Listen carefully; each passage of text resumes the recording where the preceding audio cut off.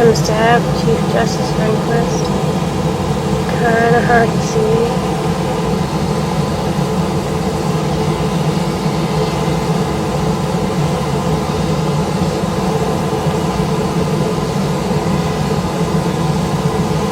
You know what that man is now.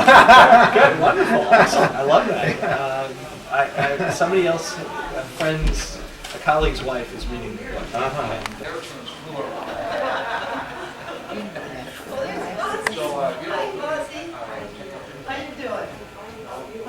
There's Jeanette. Jeanette and this is Cappa. The older lady. That's Carl Cappa's wife. Yeah. Jeanette's on the right. Yeah, on the right. And her husband's coming up right there.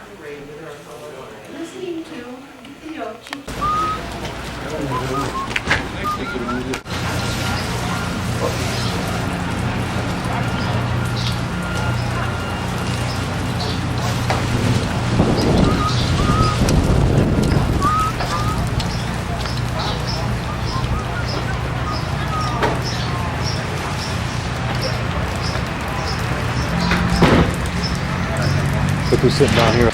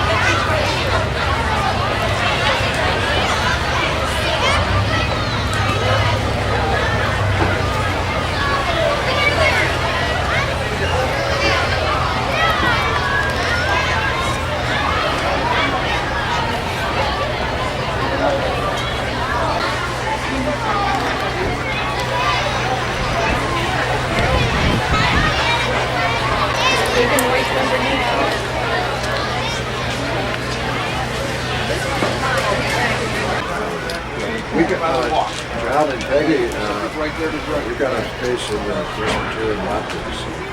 Yeah, they're We have to drive you outside. We have to drive you. Late, but a very, very pleasant flight. Figures in here, we had a mock trial on 3 little pigs versus a big bad wolf, and they put it on. And all the kids had jury cards, and the judge from Mayville came down in his black robe and instructed the jury and stuff, and then they voted as to who was liable. And What did they find? I think they found that the pigs were liable and not the wolf,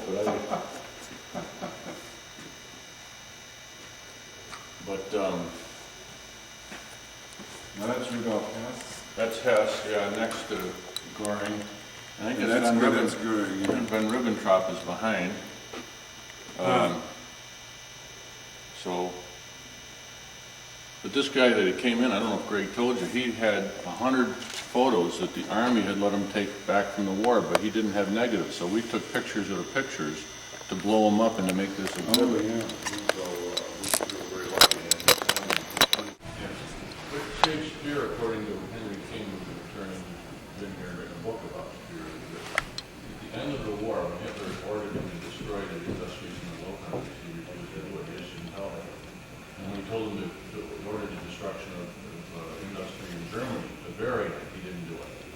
And so he knew the end was coming and why destroy it. Yeah. He knew Hitler was crazy finally at the end. So I think that's a saving. Well, it's a very interesting assembly of stuff. We're going to bring you into the section in the house, which is the former mansion.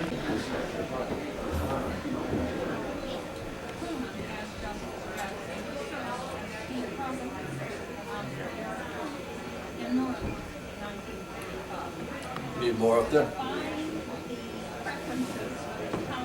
Yeah. We need to walk up the stairs.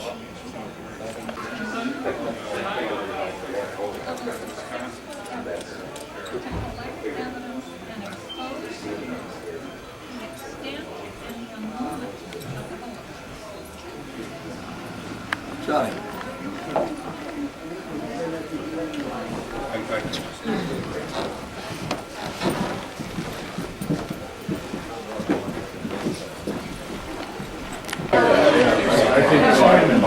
Greg, you know where I'm on a photo shoot? They want me to do something outside for the media. Is that all right?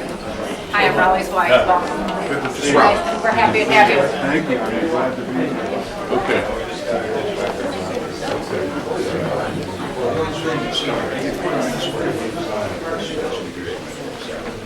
I'm just happy. I'm Melanie Office. Very glad to meet you. Yeah, where's the clipboard? Very glad to know you. I need my copy. Oh, sure. I was at your parents' wedding. My brother's Tom and Bob right here. Very glad to know you. Very glad to know you. Very glad to know you.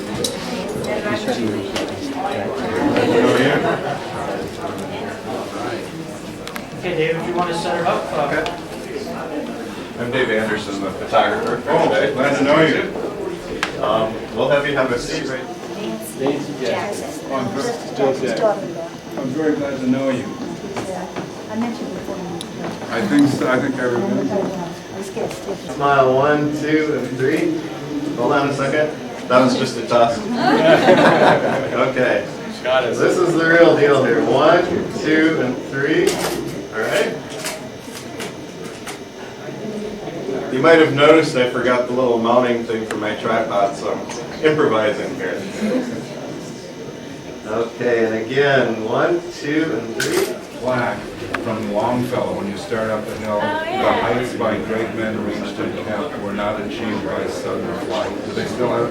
Yeah, they do. But they, while their companions slept, were toiling upwards in the night. Sounds very Longfellow.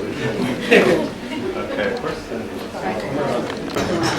I just graduated. That's where I went. Did you? Well, it's as much. It was just a voice. Okay, can you face Kristen? Good. Okay, that's fine. And if you would just have your hands crossed for me. Okay, that's fine. Okay, looking right here. Great. And one more. Seems like there's always one more, doesn't it? Okay, that's good. Right at me.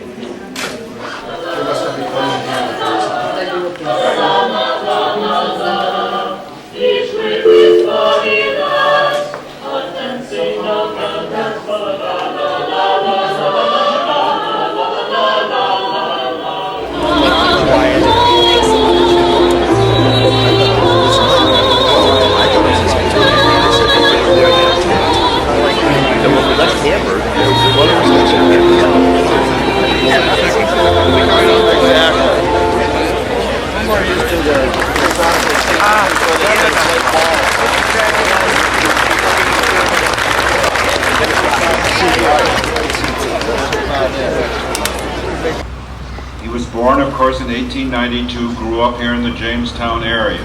He was admitted to the New York bar without having a law degree and developed a very successful law practice here. He was also active in the state Democratic Party and as a result became a friend of Franklin D. Roosevelt. After Roosevelt became president in 1933, he brought Jackson to Washington as general counsel to what was then the Bureau of Internal Revenue. Jackson rose rapidly in the executive hierarchy, serving as Assistant Attorney General in the Antitrust Division, Solicitor General, finally Attorney General.